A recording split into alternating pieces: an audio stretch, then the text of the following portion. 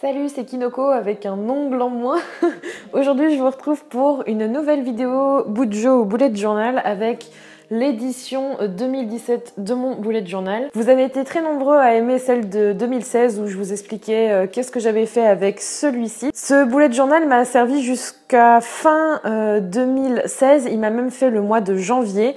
Et je me suis aperçue que je ne voulais plus continuer avec celui-ci, que j'avais besoin de passer à un autre pour deux raisons. La première, c'est que celui-ci est pointillé et que je n'en pouvais plus en fait d'avoir un bullet journal avec des pages blanches, c'était vraiment trop compliqué. Et la deuxième raison, c'est que j'avais besoin de revenir sur des bases, sur des pages blanches pour 2017. J'avais envie de repartir sur un nouveau journal, au moins tous les ans changer de journal, même s'il reste des pages.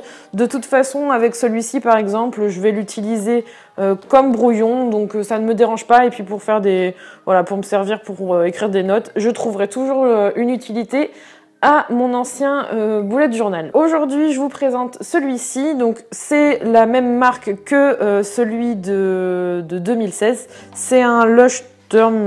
Vous me l'avez dit en plus comment on le prononçait, mais je suis nulle, je ne sais pas le prononcer. Je l'ai pris en framboise avec des pointillés. Il est vraiment très bien. Je suis ravie d'avoir pris des pointillés, vous allez vite comprendre pourquoi. Avant de zoomer sur le Bujo, je vous montre la page en fait qui se trouve à gauche. Vous voyez que j'ai mis en fait les différents crayons que j'utilise en ce moment. Alors c'est surtout ceux que j'ai achetés récemment. Ce sont les Tombow qui se trouvent juste ici. Ce sont des crayons qui ont une pointe un peu particulière, ils ont même deux pointes et j'adore les couleurs. Donc par exemple, elles ont une mine un peu pinceau et de l'autre côté vous avez une mine plus crayon et j'avais envie en fait d'avoir cet effet un peu aquarelle parce que j'ose pas encore tester l'aquarelle directement sur mon bullet journal. Je vais d'abord justement le tester sur l'ancien avant d'aller directement sur le nouveau. Et du coup, comme j'ai pas de patience, j'ai décidé d'acheter ces 5 crayons là, donc il y a 5 belles couleurs. Et du coup, je vais donc mettre tous les crayons que j'utilise sur cette page là, comme ça je saurai à peu près où j'en suis. Et surtout au niveau de la grosseur du trait, c'est important pour moi pour écrire parce qu'après je ne m'y retrouve plus. Vous avez ici l'index, donc il n'est pas forcément très rempli. J'ai fait simple, j'avais envie de partir sur des basiques et vous avez vu juste après que j'ai mis une idée pour mon Bujo, c'est donc une idée de liste comme ça pour la suite si j'ai envie d'ajouter des listes tout au long de l'année. Ce sera vers cette liste que je me dirigerai. Je suis repartie comme sur 2016 avec une petite page de garde et un récapitulatif des keys, donc les tâches terminées, rendez-vous, reporté et notes, annulation. Je suis repartie sur des basiques. J'ai également ajouté dans le même endroit des codes couleurs que j'utilisais déjà avant. Si vous avez vu ma vidéo de 2016, j'utilisais ces codes couleurs dans les pages du mois. Je me suis aperçue que ce serait beaucoup plus pratique de les utiliser tout au long de mon Bujo. Donc du coup, j'ai décidé de mettre ces couleurs ici. C'est beaucoup plus pratique pour moi. Ensuite, je passe directement à une page qui va être plutôt deux doubles pages qui vont être consacrées au mois de l'année. J'ai donc écrit chaque mois avec les jours et donc juste ici, là on va de janvier à juillet et à chaque fois en dessous je note en fait les temps forts du mois, c'est-à-dire mes déplacements professionnels, les grandes dates de l'année comme par exemple là vous avez la Saint-Valentin, vous avez également les anniversaires et les différentes petites dates importantes comme par exemple ici en mars c'est la fête des grands-mères et je trouve que c'est une vision assez globale. Je me suis beaucoup retourné la tête pour savoir quelle vision de l'année j'avais envie et pour moi c'est ça pour l'instant, c'est le plus simple. On a la suite des mois juste ici, donc vous voyez c'est vraiment très simple et à chaque fois j'ai mis assez d'espace pour pouvoir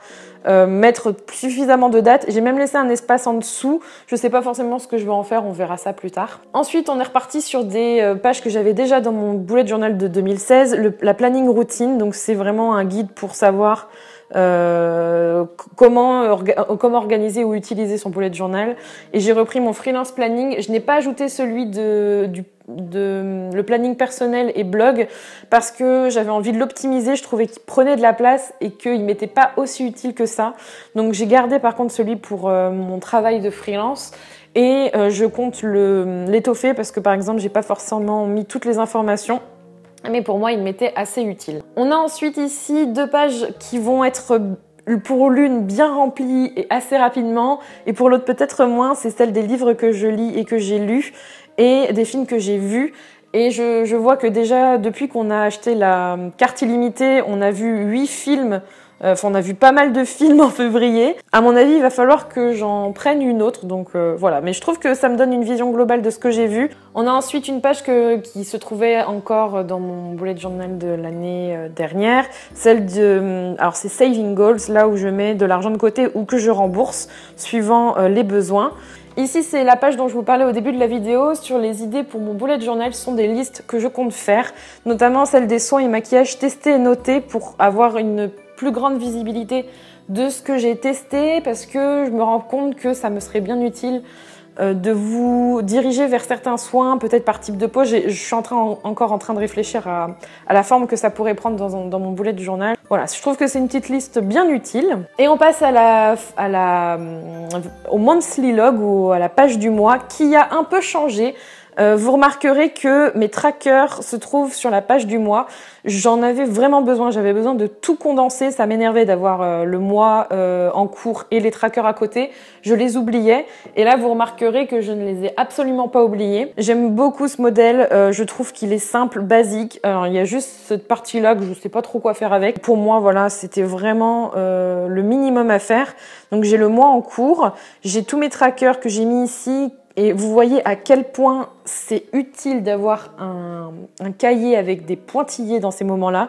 Je prenais un temps fou à faire ce type de dessin, donc quadrillé, parce que du coup, j'avais du mal à calculer qu'est-ce qu'il fallait que je fasse, où est-ce qu'il fallait que je place mes points, etc.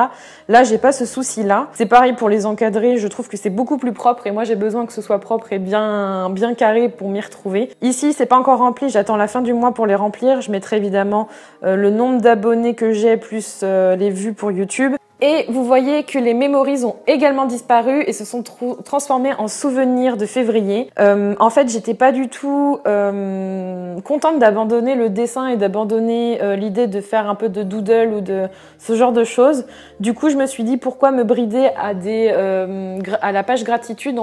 Pourtant, je pourrais faire quelque chose qui mixe les deux. C'est ce que j'ai fait en février. Je me suis retrouvée à dessiner et à écrire des choses. Peut-être que je verrai si je réintègre plus tard, peut-être en mars, qui sait, les petites phrases, une chose par jour qui m'ont plu ou ce genre de choses dans les daily. Mais pour les souvenirs, j'avais besoin de mettre du dessin, de la couleur en fait. C'est là que j'aime bien mettre de la couleur et m'entraîner un peu à dessiner. Alors là, vous allez peut-être pas voir ce que c'est. C'est un beau stock. Dessiner ma petite tasse, du mimosa, quelques phrases, une petite phrase de La La Land aussi, un appareil photo. Enfin, ça m'a fait vraiment plaisir de faire cette page-là. Ici, vous avez la page de mon challenge du mois. Donc, c'est en fait toutes les idées de vidéos que j'avais à faire pour mon challenge de YouTube. Là, du coup, je vais ajouter celle du bullet journal.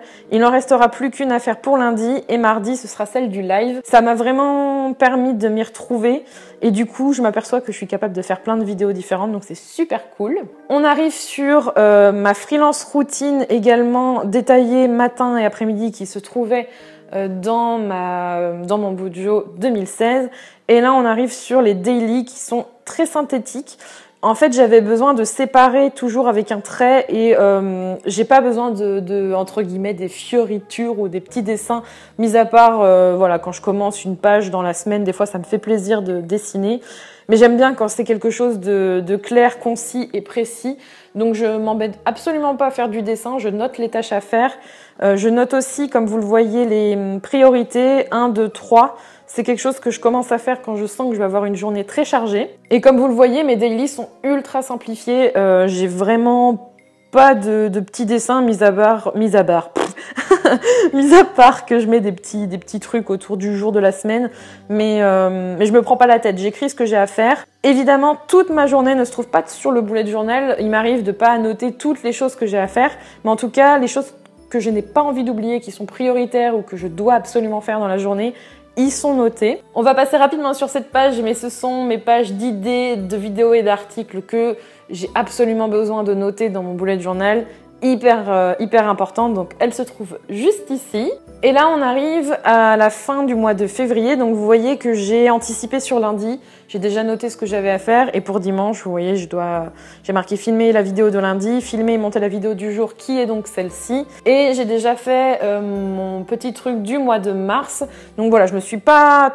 Honnêtement, je m'embête plus à réfléchir à des dessins ou quoi, je fais ce qui me plaît. Avant, je me prenais vraiment la tête à savoir est-ce que je dois faire un dessin ou pas. Là, je regarde quelques inspirations, je fais mon truc. Du coup, j'ai ma page de garde du mois de mars juste ici. Et on a le mois de mars qui est dessiné ici. Vous voyez que j'ai gardé la même structure que le mois de février avec des petites annotations, mes trackers toujours ici. C'est vraiment hyper bien de mettre les trackers sur la même page.